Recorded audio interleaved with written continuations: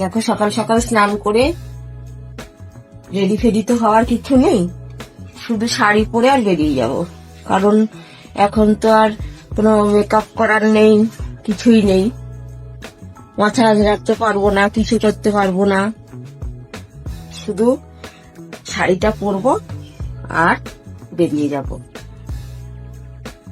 যাওয়ার কথা ছিল 5টায়, কিন্তু ঘুমই ভাঙলো হচ্ছে 5টা, মানে 5টায় ঘুম ভাঙলো, উঠলাম 5টা 10-এ।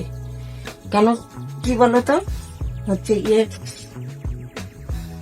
রাত্রে ঘুম ভালো হচ্ছে না, মেঝেতে শুচ্ছি তো ঘুম হচ্ছে না ভালো, তার জন্য মানে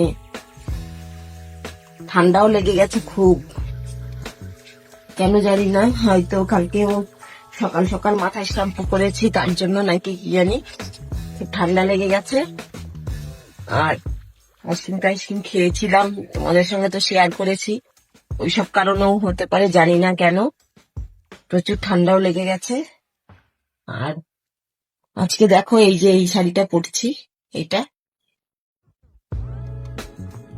কেননা নতুন ছাড়া তো পরা যাবে না, আর আমি এবছরে সবই সুতির শাড়ি নিয়েছি, কারণ সুতির শাড়ি নিলে পরে এগুলো পরে ইউজ করতে পারবে কেউ না কেউ, আমি নাই পরি, কেউ না কেউ পরতে পারবে। আর কি বলতো, নিলে পরে মানে তাঁতের শাড়ি এই সেই এগুলো নিলে সেই ঘরে জমেই যায়, কেউ কিন্তু আর পরতে পারবে না, তার জন্য আমি এবারে সুতির শাড়ি নিয়েছি।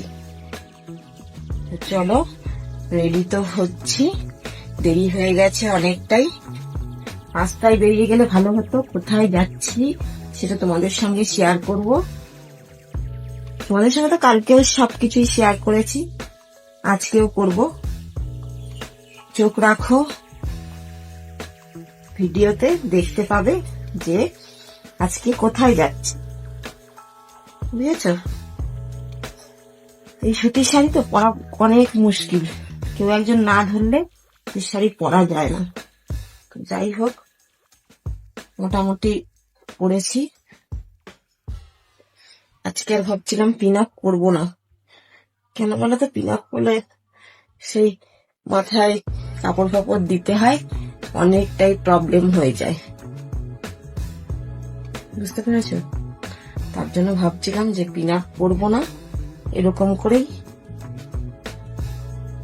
মানে কাপড়টাকে গুজে নেব, এরকম করে গুজে নিলে তাহলে সুবিধা হয়, জল টল ঢালতে গেলে ঝপ করে এরকম করে কাপড় দিতে পারবো মাথায়, তার জন্য ভাবছি এরকম করেই আজকে যাব, তারপরে দেখি কি হয়। চলো, দেরি হয়ে যাচ্ছে।